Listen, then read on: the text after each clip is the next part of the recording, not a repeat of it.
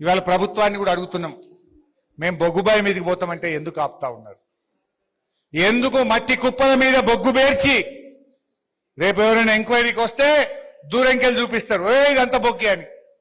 OB తీసిన మట్టి ఎంత ఉంటుంది కదనే, ఆ ఓబీ మట్టి మీద ఒక లేయర్ మీద బొగ్గు పోతుర్రు, ఇదంతా బొగ్గు కుప్ప అంటుర్రుగా. దీన్ని బయట పెట్టాల్సిన బాధ్యత మీదే.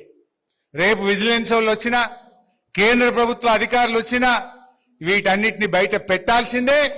ఇంకోటి ఉంది, ఇందాక నేను చెప్పిన, ఇప్పుడు నెలకు రోజుకు 1,80,000, 1,90,000, 1,80,000, 1,80,000 మెట్రిక్ టన్నులు వస్తే 1,30,000 చూపిస్తున్నారు, 50,000 పాతలు రాబట్టినమంటుండ్రు. అంటే డబుల్ రిజిస్టర్ మెయింటైన్ చేస్తుండ్రు. అసలు రిజిస్టర్ ఎంత ఉత్పత్తి అయిందో ఒక రిజిస్టర్ ఉంటుంది. కంప్యూటర్ లెక్కించేటప్పుడేమో 1,40,000 చూపించి 50,000 ఆ కుప్ప మీదకి వెళ్ళి ఎత్తినమంటారు.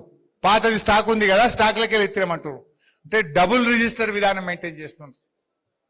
అసలు ఉత్పత్తి ఒకటి, చూపిస్తున్నది ఒకటి. వీటన్నిటిని బయట పెట్టాలి. వీటన్నిటిని కూడా కాపాడుకునే బాధ్యత కార్మికులుగా మీ మీద ఎక్కువ ఉంటుంది.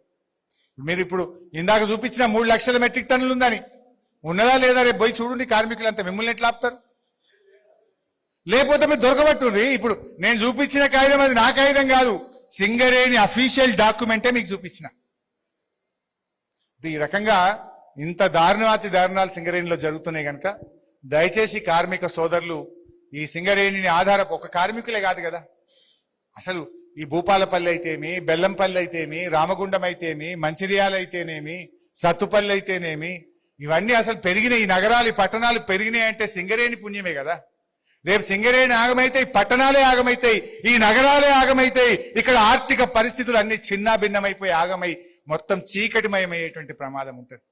ఇది ఒక కార్మికులది కాదు, కొన్ని లక్షల జీవితాలు, ఈ రాష్ట్ర భవిష్యత్తు, ఈ రాష్ట్రానికి సంబంధించిన అత్యంత ముఖ్యమైనటువంటి ఒక సంస్థ ఈ రోజు ఈ కాంగ్రెస్ దారుణాల వల్ల, కాంగ్రెస్ అవినీతి వల్ల ఈ సంస్థ మొదటికే పోయే ప్రమాదం ఉంది కనుక కార్మికులారా మేల్కొనండి.